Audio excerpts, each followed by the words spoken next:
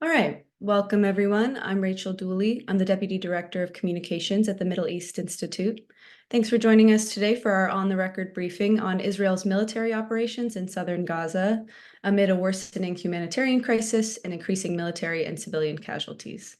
I'm joined by my two distinguished colleagues at MEI, Lieutenant General Michael Nagata, former Commander for Special Operations Command Central and MEI Senior Fellow, and Mick Mulroy, former Deputy Assistant Secretary of Defense for the Middle East and retired CIA Paramilitary Operations Officer, also an MEI Senior Fellow. They will discuss the IDF's movements across southern Gaza, Israel's current military objectives, and how the conflict may continue to play out from here. And when we get to the Q&A portion, you can use the raise hand function on your screen to ask a question. And if you're called on, we'll unmute you, and then you can go ahead, introduce yourself, and direct your question to one of our panelists. I'll go over all of this again later, but for now, we're going to jump right into it. I'm going to turn to Mick first. Mick, you just returned from the Doha Forum with an MEI delegation. How much of the discussion there was focused on Gaza? So thanks, Rachel, and greetings to everybody from Montana. Almost all of the discussion at the Doha Forum was focused on Gaza. I know it's generally a kind of around the world event where we talk about conflicts. There were, of course, discussions on that, but most of the main panels did focus on Gaza, and it was good to be out there for MEI, and it's good to be with my friend Mike for this event. And a lot of the information that I have did come from that forum because it was in addition to the talks, but as most know, the side discussions were really helpful. I don't want to spend too much time talking because I think it's best to get to your questions and just have Mike and I answer those. But by way of background, I spent most of my life as a practitioner in this. It wasn't until my last 2 years when I had the privilege of working for Secretary Mattis and then Secretary Esper, but most of it is in the form of, quite frankly, a combatant, both in the military and the agency. So I draw a lot of my, at least my analysis based on that. I think that we're seeing National Security Advisor Sullivan in Israel today. There'll certainly be a lot of discussions on how the IDF is conducting their combat operations there. We're seeing reports on percentages of unguided munitions, etc. Statements by the president that it's indiscriminate bombing, which I think we need to have addressed and clarified, because that statement in and of itself would indicate that it's not in conformity with international law. I'm not saying that it is, but that's what indiscriminate means to most people. I do think there'll be discussions on how to prevent this war from expanding. And there's reports that we potentially even talked Israel out of a preemptive attack against Hezbollah in the north. And that, of course, has not happened, which is a good thing. And one of the reasons we put our two aircraft carrier strike groups in the region. But I do think, and even statements from the Hamas spokesperson who was in Beirut, that as we see Hamas in Gaza get closer and closer to destruction, that there'll be more pressure on Hezbollah to join the fight in a much more expanded way than it currently is doing. And I think, thirdly, you'll see a lot of discussion on what comes after the end of major combat operations. Is there going to be a long-term occupation of Gaza by the IDF? And for those who would not like to see that happen, which I think also includes the U.S. government, what's the alternative? What is the international community going to do to present an alternative for a security stabilization type force that can provide assurances to the Israelis and keep the peace, all while Gaza gets rebuilt? Because it is an exceptionally dire humanitarian situation in Gaza. Another thing I believe that the National Security Advisor will bring up is the need for a much more expanded, increased humanitarian aid delivery system that's going to go into Gaza. The fighting is moving south. The main gates right now are in the south, obviously Rafah and Kerem Shalom. Is there going to be more gates opened up? Is there going to be a maritime route in? Because I don't think you can say enough about just how dire the situation is there. And that is something that everybody should be concerned about. And going forward, how are we going to make sure that we can keep up with the need? So I'll stop there, Rachel. And again, thanks for having me for doing this, and I'm looking forward to discussion. All right, thanks, Mick. I appreciate it. And turning to you, General Nagata, how do you see things as they stand now? Thank you, Rachel. I'd be happy to talk about that. I want to say hello to everybody, especially Mick. Welcome back. And obviously, given the fact Mick is just coming back from the Middle East, whereas as I mentioned the last time we did this, I haven't been back to the Middle East in at least 5 years at this point. I cannot possibly match the up-to-date nature of the information that Mick has relayed here in my own remarks, but I'll give you what perspective that I think I can from here. I think most of you know by now, but I'll just repeat it for brevity's sake. I'm a retired military, spent about 34 years in U.S. Special Operations. My last assignment was the Director of Strategy for the National Counterterrorism Center. About a third of my military career was all spent in the Middle East, rather unsurprisingly. So the last time we did this, I remarked that I believed Israel had essentially two major strategic priorities. My view of this is unchanged, although some things have evolved since the last time we did this. The first one is retribution against Hamas. I think the need, the perceived need among the Israeli leadership and the Israeli population for retribution against Hamas for what happened on 7 October still burns very brightly. It will gradually recede over time, but the wounds are too fresh. And I think for the Americans in the audience, all you have to do is ask yourself the question, how long did the American people's need for retribution against al-Qaeda last after 9/11? And obviously the answer is that it lasted for several years. I expect the perceived need for retribution among the Israeli population to remain very strong for the foreseeable future. The second one is the destruction of Hamas. That continues, from my perspective, to be the most commonly repeated refrain from the Israeli government and leadership, that they intend to destroy Hamas. As I suggested the last time we did this, I remain dubious that they can fully accomplish that.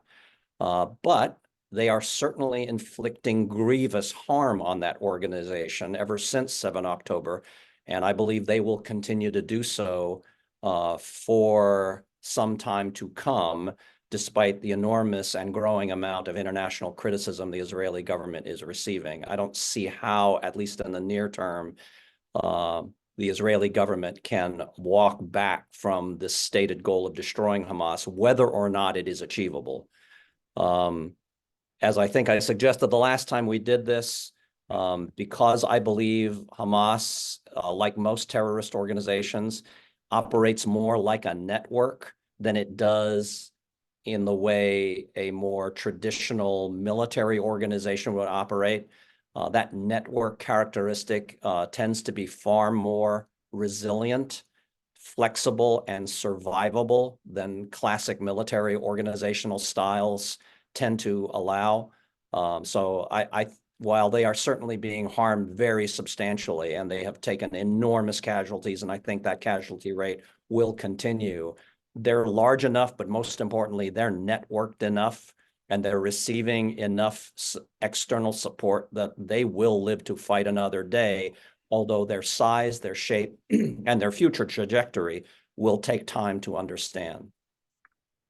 Conversely, I still believe that Hamas has a long-term strategic goal. This is what they publicly state, and I believe they're serious, that their long-term goal is to destroy Israel. I don't see how they can surrender that goal at this point, given the nature of the fight they are now in, though it will be some time before they recover anything remotely close to the ability to do so, if they ever accomplish that. But what they have managed to do is they have managed to badly embarrass the current Israeli government. They have strategically reversed what was a years-long gradual movement by Saudi Arabia and other Gulf states to begin some kind of political rapprochement with the Israelis. And beyond this, because of the way this conflict in Gaza has unfolded, whether they intended to or not, Hamas has created deep political wounds for Israel, both internally in their own politics and in their political relationships with the international community. And both of those things I expect will take years to fully recover from, if they ever can.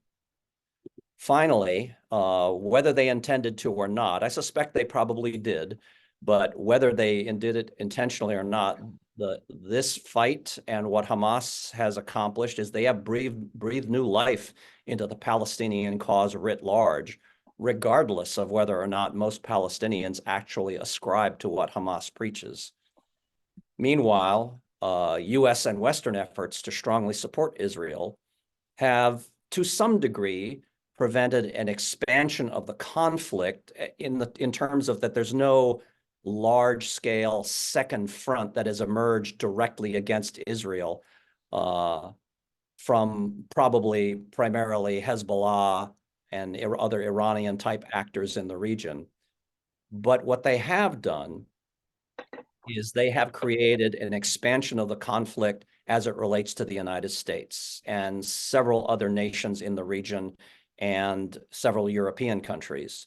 Mostly what I'm referring to here has been the gradually escalating proxy attacks that Israel is clearly sponsoring, whether conducted by Iranian actors themselves, in Iraq, or their proxies in Iraq, in Syria, and in the Red Sea. I'm sure everybody on this call is tracking the steadily growing number of attacks that these various proxies and actors, I think we're well in excess of 90 attacks at this point, both ground-based and maritime-based.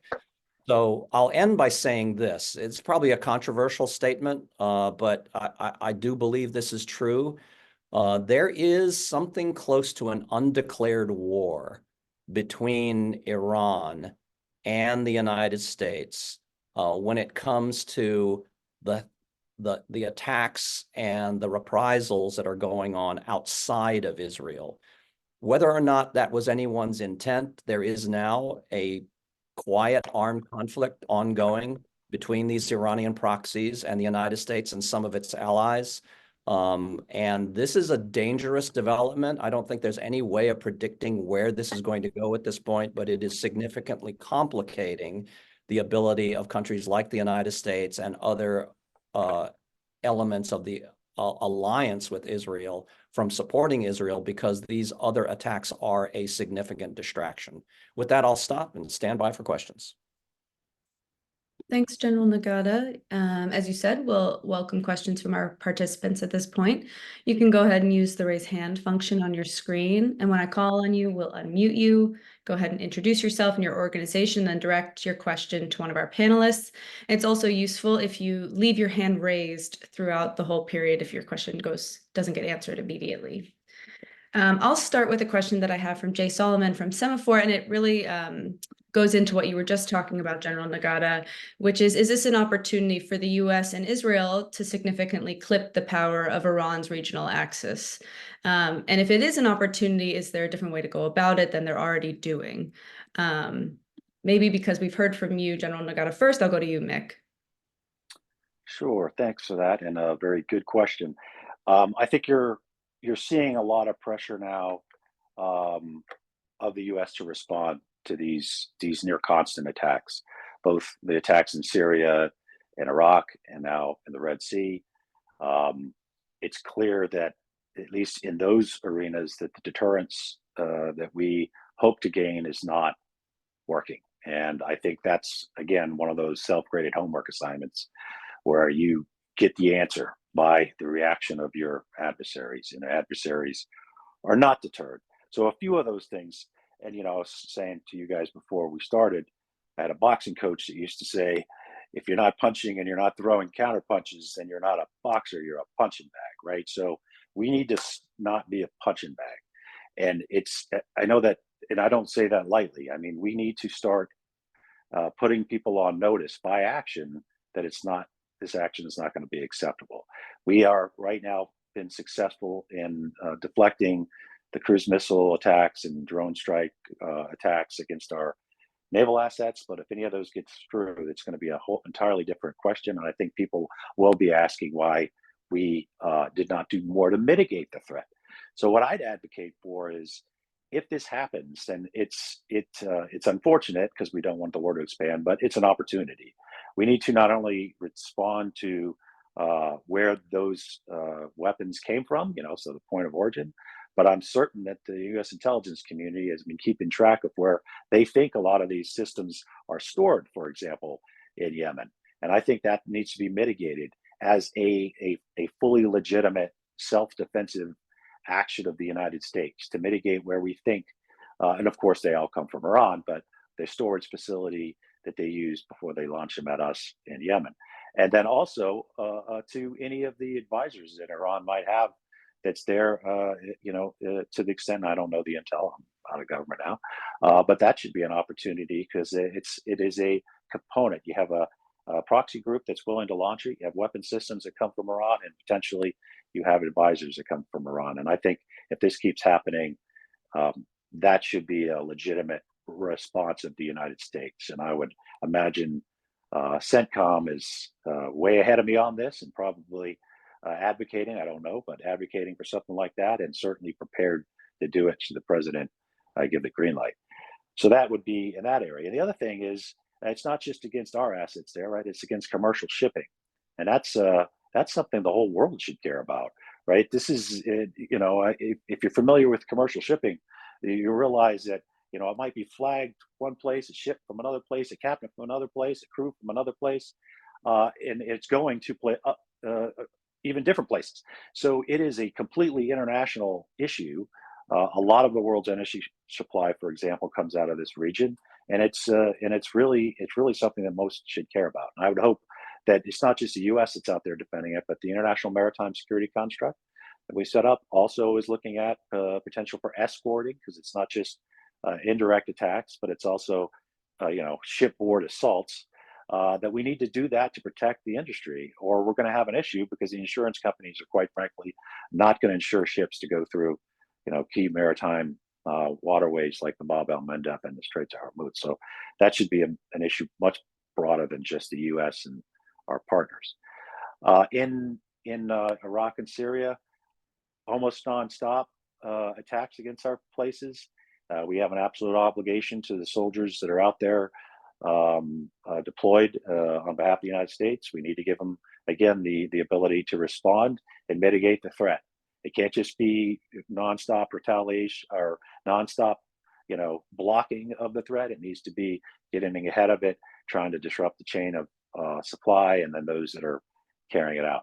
Again, the United States, I understand the dilemma. The United States is trying to contain this and not expand it to a regional conflict, but that does run up against our absolute obligation to allow our military men and women to defend themselves. So I'll stop there and hand it over to Mike.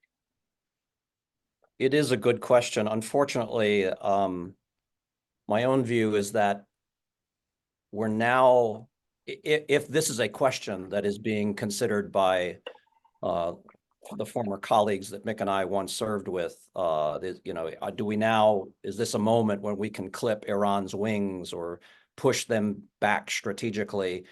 Our timing is awful because, in my humble opinion, Iran is in the strongest strategic position I think they've probably ever been in since the revolution.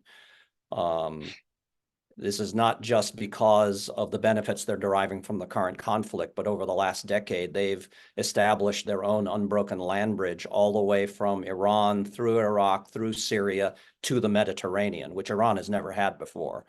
So, and there are other things Iran has accomplished, including the fact they're just a few steps away from potentially creating a nuclear weapon. So they're in an enormously strong strategic position right now. So if the United States does intend to strategically push back or unwind what Iran is now accomplishing, it will require a degree of risk acceptance by the United States and its allies, because the United States cannot do this alone. That will be very, very hard to accept, particularly when one considers the amount of risk the United States, and frankly, the amount of treasure the United States is expending as well, still in Ukraine, in supporting Israel, in our readiness challenges in the Indo-Pacific regarding China. It's not impossible, but oh my God, this is going to be hard. So will the United States be willing to accept the risks and absorb the costs necessary to take on Iran when they are possibly the strongest they have ever been? Maybe, but I'm a little dubious. All right. Thank you, Mike. I'm going to go to Dan Lamoth at the Washington Post. Dan, go ahead. Hey, good morning. I appreciate your time today. Wanted to ask you about a DNI assessment that's out today in the media, suggesting that roughly half, just short of half of the munitions dropped by Israel since October 7th are quote unquote dumb bombs.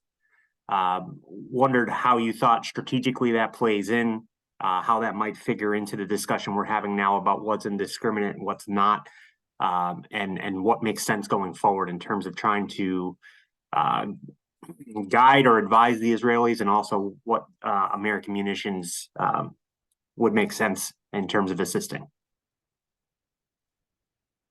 I'll go first, given the fact that I and my colleagues have dropped a lot of bombs. I'm not a pilot, but I certainly directed a lot of ordnance to be dropped on terrorist positions and terrorist actors over the years. I have not seen that report, so I can't really comment about its contents, but I will say this. Precision in any kinetic strike is derived from a lot of different factors, and only one of them is whether or not you're using a so-called smart munition. An example would be some sort of very sophisticated piece of ordnance that has a camera or a sensor or its own internal, its own ability to identify and maneuver towards a specified target. I mean, that's ideally, if you're looking for precision, that's the ideal circumstance, to use a very intelligent weapon system, but they are incredibly expensive. And so in all arsenals everywhere, including the arsenal in the United States, there's always going to be a higher proportion of weapons that are simply propelled by propelled by some kind of engine, or just drop based on gravity, but they're not smart munitions. That's always going to be the preponderance of munitions in anybody's arsenals, because smart bombs and smart missiles are incredibly expensive. So that's number one. The fact that there are more, quote, dumb bombs being used by Israel than smart munitions is, at least in some degree, just related to the fact that of this cost differential. Now, having said that, what I don't know, perhaps the DNI report illuminates this, but what I don't know is, does Israel have the ability to use state-of-the-art targeting practices before they release any kind of munition, whether it's a smart munition or a dumb bomb, as most people describe them? I don't know the answer to that. I do know that Israel has very sophisticated targeting practices that they can use in certain situations. They've demonstrated this repeatedly over many years. But here again, the cost differential in manpower, expertise, technological sophistication, because you're often talking about very large volumes of digital data having to be analyzed, processed, and passed very, very quickly to ensure the ordnance you're dropping lands precisely on what you are intending to hit. And, oh, by the way, you have the intelligence collection necessary to know with high confidence who are the people and what are the structures that you are bombing. Have you assessed these properly? That's also a very expensive proposition. So here again, I'll make this my last word. When it comes to any military, whether it's the Israeli military, the US military, or anybody's military, in your military intelligence structure, in your targeting enterprise, you only have so much ability to do exquisite targeting. And when you've got lots and lots of targets that you feel an urgent need to strike, you have to make some very painful choices about where you're going to put your most exquisite targeting capabilities, and everything else will get something less capable. So if I could jump in there, I think it's really important, Mike said, that to note that just about every military, if not every military in the world, has a mixture of these type of munitions. So in and of itself, it doesn't indicate any kind of culpability, or I don't know if that's the right word, but certainly we would too. So it does come down to, I think, and I think it was 40 to 45% of 29,000 munitions. It does come down to how you employ it, right? So whether you're using a precision guided or an unguided air to ground munition, you still have to do everything under the laws of armed conflict to both identify a military target, to do everything you can to mitigate civilian casualties, and take into account proportionality when it comes to any potential casualties. So that's what really matters. You could use a dumb munition, if you will. It just depends on the terrain, where it's used, the casualties around it. It all comes into the equation. So what I think is this comes out at a time when the president has either said intentionally or unintentionally the indiscriminate word when it came to targeting. So I think it's going to get a lot more questions. I would also point out that now that troops are on the ground, as somebody like Mike said, I'm not a pilot and I don't drop bombs, but I've called them in and I've been standing next to them. The likelihood is they're going to use a lot more precision guided munitions as they move forward, as they do have troops on the ground and potentially danger close to where they're targeting. So that's when you really, not just because you want to mitigate all the civilians, but also because you certainly don't want to cause fratricide. So I think probably going ahead, they might have kept a lot of their precision munitions for this type of really close-in combat. I do think we saw, and Mike and I talked about this the first time, a pretty heavy-handed approach to the shaping phase of this operation. I think that has been, documented fairly accurately, that they may not have been using the proportionalities that we would have used when it came to targeting, that we would have likely not taken many of the shots that, I reviewed for ABC News, for example. That's something that's going to be an issue. Hopefully they change going forward. It does put more of a risk on their troops, but certainly when it comes to, and we'll get into the destruction of Hamas and whether it's possible or not, when it comes to the ideological destruction of Hamas, that's likely not possible, and it is likely to only exacerbate the issue if they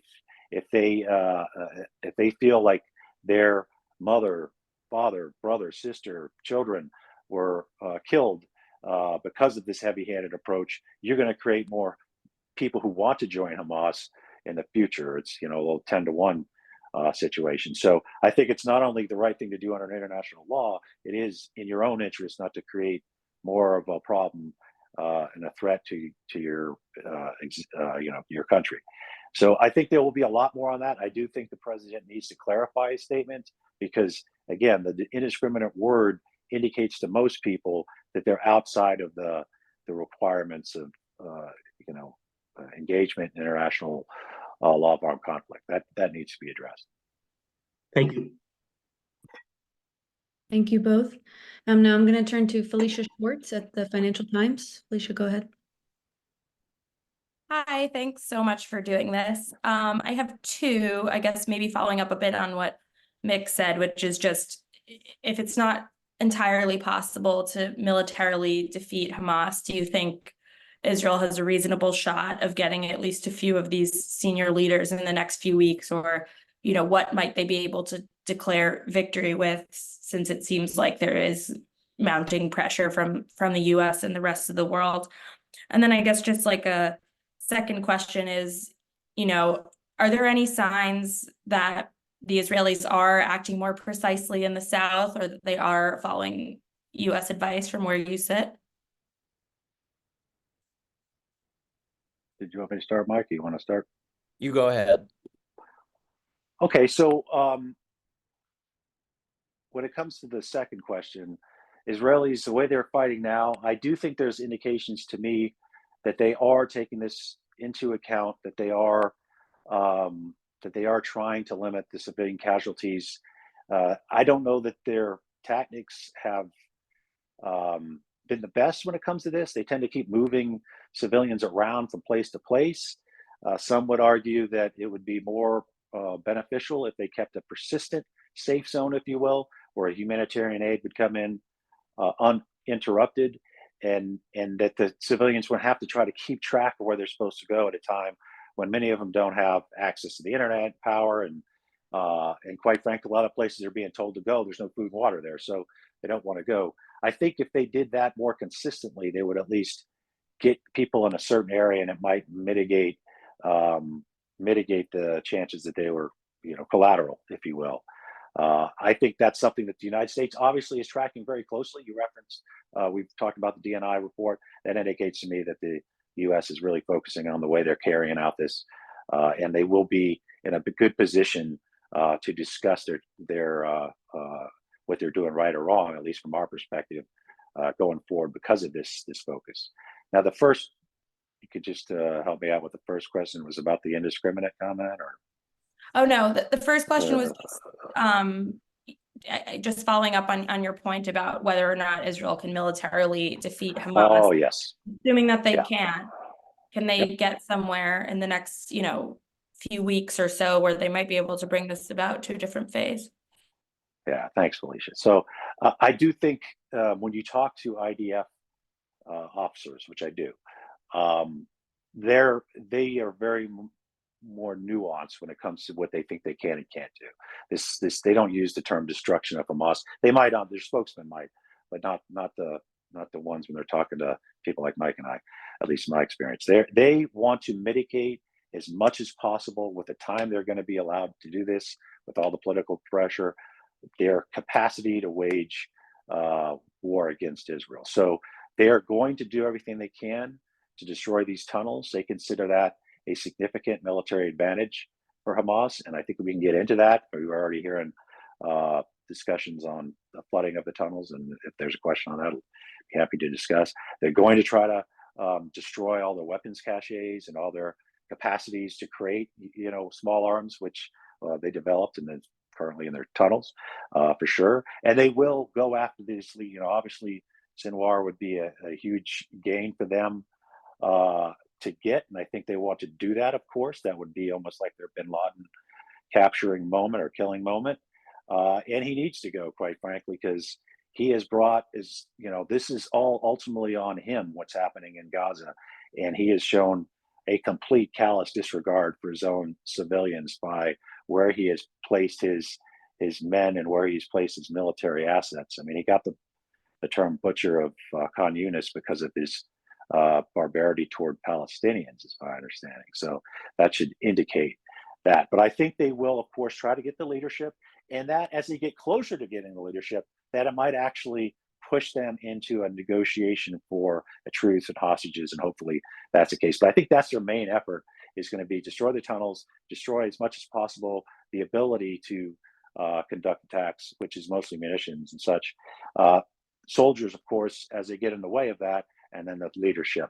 I think that's the ultimate three main objectives of the IDF in this conflict. I agree with everything Mick just said. I'll just add a couple of things. One of the questions I think I jotted down you asked is, does Israel have a shot at getting the leaders? Yeah, they absolutely do. They've already gotten some of them. I'm confident they'll get more, if for no other reason, because the maneuver space for the whatever remains of the Hamas leadership in Gaza, they're having to operate in a smaller and smaller and smaller space, which means targeting them will become easier and easier. So yes, they will decapitate more of the leadership of Hamas. Of that, I'm very confident. However, the effect will be temporary at best. This is something that people like Mick and I learned the hard way over many years. It almost became a joke. Okay, we got, number 3 in Al-Qaeda for the 5th or 6th time. What's going to be different after we get the 5th or 6th number 3 in Al-Qaeda? The answer is not much, because they'll just find another guy to take his place. I am very confident that was what will happen with Hamas. I'm not suggesting that it is worthless or futile for the Israelis to try to decapitate as much of the Hamas leadership as they can, but I'm sure they're experienced enough and they're realistic enough to know every single leader that they kill or capture will be replaced at some point. May not be as talented, may not be as good as his or her predecessor, but there's always the possibility they'll be better. I've seen that too. So it's necessary. It's just not sufficient for Israel's stated goal of destroying Hamas, which I don't think is achievable anyways. Now, all that said, the declaration of victory, this is going to be very interesting to watch because at some point, Israel will have to declare victory. They have to. And it's for several reasons. One is they can't keep doing this forever. The international community pressure against them will just continue to grow. And eventually they'll have to stop, if for no other reason, because of the deterioration of Israel's relationships with much of the world. There's also another reason. Eventually, they're going to run out of space to fight in, where enough of Hamas has gone to ground or been eliminated or left Gaza, that there's just not enough left of Hamas to keep going that they can actually get at. I'm sure there will be sleeper cells. I'm sure there'll be underground networks of various kinds, but there's going to be a point where Israel will have to culminate either politically, as I've already mentioned, or logistically. They'll just run out of the ability to sustain what they've been doing at the pace they're currently at. Now, having said that, whatever that moment is, they declare victory. They declare that their mission has been accomplished. Practically, will that be true? In my view, no, it won't. No, it won't, because Iran and its proxies, as well as whatever is left of Hamas, which will gradually recover over time, they're not going to surrender their goals against Israel. Their desire to eliminate the Israeli state, it will be unabated. So yes, the Israelis must declare victory at some point, but it won't be the end. It won't even be the beginning of the end. All right. Thank you, guys. I'm going to turn to a question that Mick brought up a bit, which is, could you talk a little bit about the decision to pour seawater into the tunnels? Certainly, there are some concerns about hostages, but I think generally the focus is on targeting weapons storage and command centers. And can you discuss a bit more about what goes into this tactic and its utility right now? Sure. So I think primarily the issue with the tunnels has become compounded with the hostages, right? So they were built, again, callous disregard for the civilian population under civilian centers, because most of their activity, of course, was indirect fire being responded against. So tunnels are very good for that matter. If they didn't have hostages, this would be an entirely different scenario. It's not that they would be easy to deal with tunnels, but there's a lot more kinetic means to do so if you're not worried about collateral damage to people in the tunnels, right? So then it's how do you get down there, both fight the enemy and recover the hostages, obviously, hopefully alive. That becomes a very difficult matter. I think the Israelis have been doing things like use robots, use military working dogs, having special battalions that are kind of a combination of infantry and combat engineers. And I think they really have put a lot of thought into it, both as it's happening and before this happened. But again, the hostages have become an issue. When it comes to the seawater, so my understanding, and I'm no expert on tunnels and seawater and et cetera, but I have talked to people that I think are as close to it as you're going to get. If they flood these tunnels with seawaters, it will destroy the tunnels. It will make the actual of the electronics and everything that they've gone and to put so much money into these tunnels, vice the infrastructure in Gaza. It'll destroy that, and not only that, it'll destroy the structural integrity of the tunnel, and it'll eventually come in. So it'll be a way to do it that is very corrosive to the point where you couldn't use tunnels. Now, Then the question is, what if there's hostages in the tunnel? So I've heard that they've looked at doing this incrementally, where you could potentially, if you think about it, that the water keeps rising, but it doesn't flood all at once. So that human nature, you would try to push fighters out, preferably with hostages at the same time. And I don't know if they can do that. That's an engineering issue, but I do believe that they're looking at that. And if that was the case, that, aside from using more kinetic means, obviously,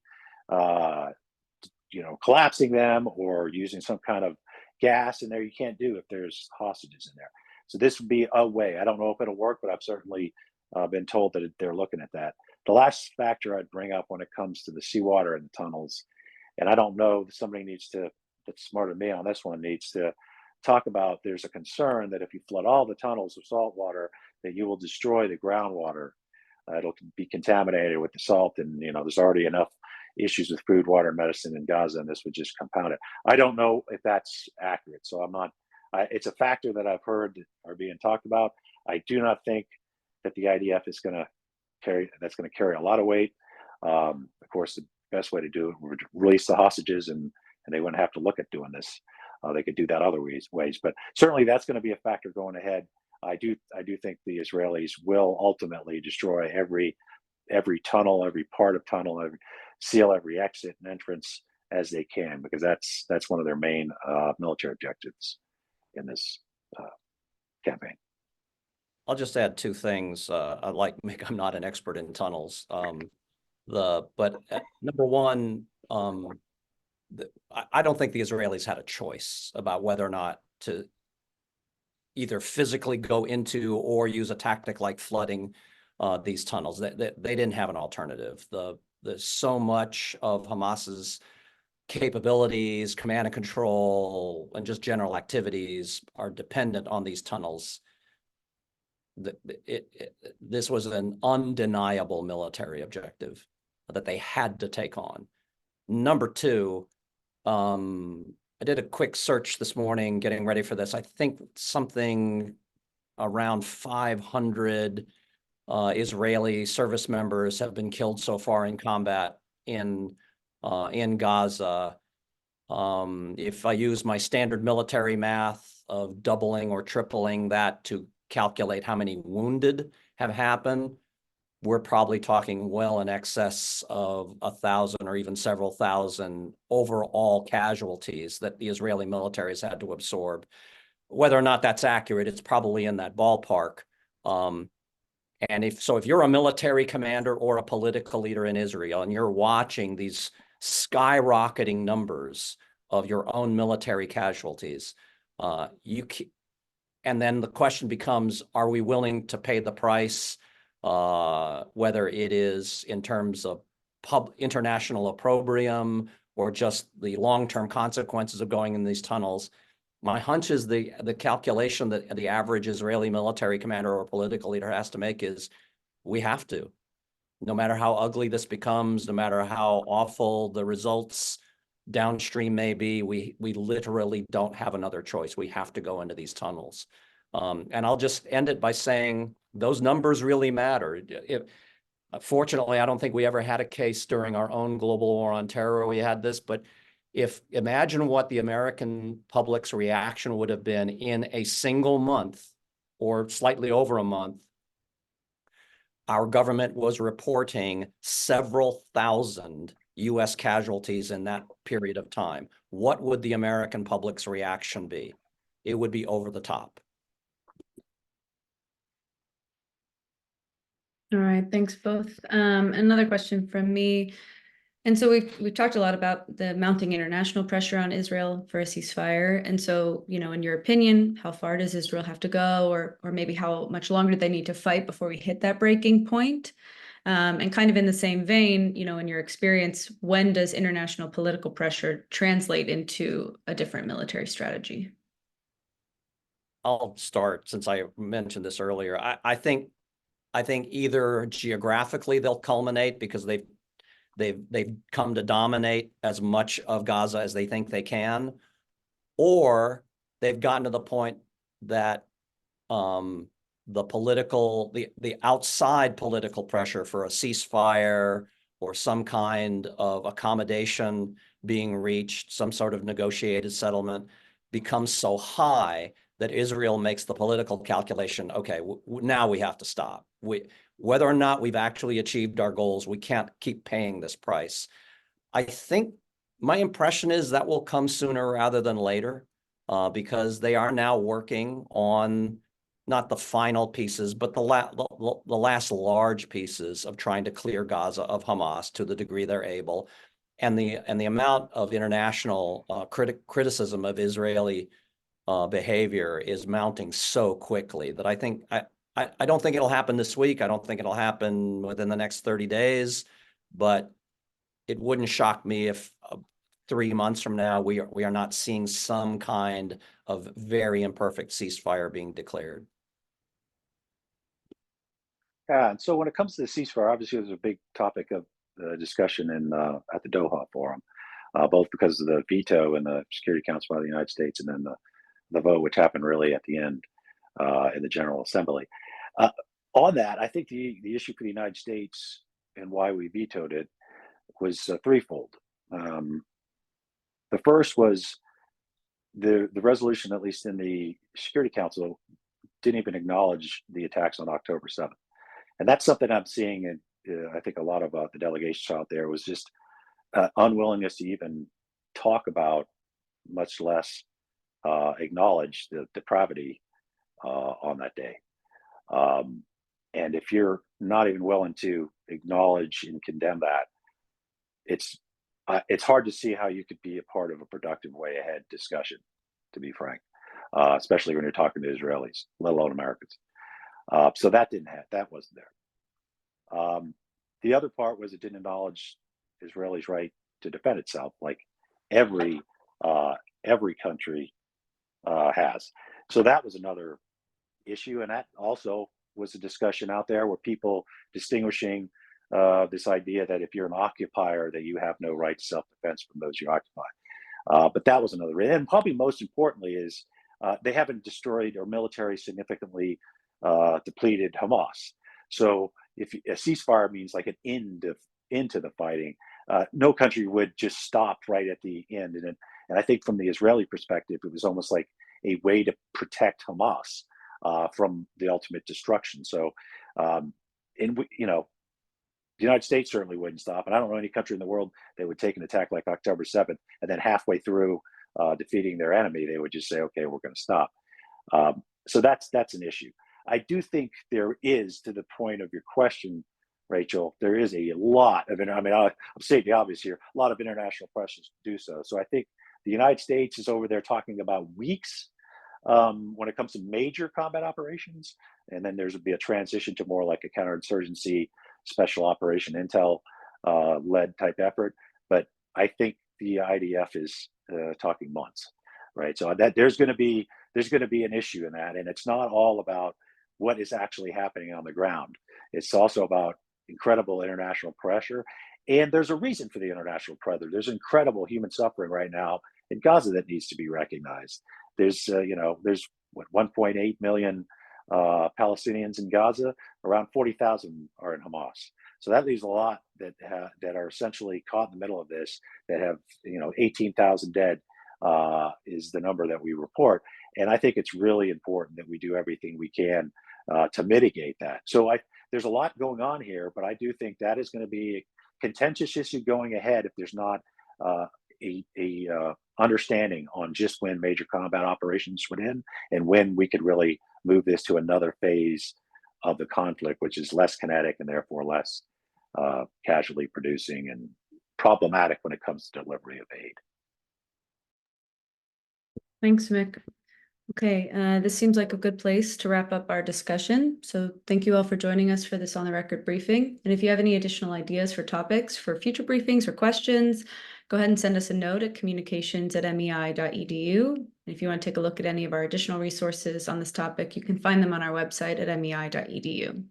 I want to thank our two distinguished panelists, Lieutenant General Michael Nagata and Mick Mulroy. Thank you both for your insight, and thank you all for spending part of your day with us.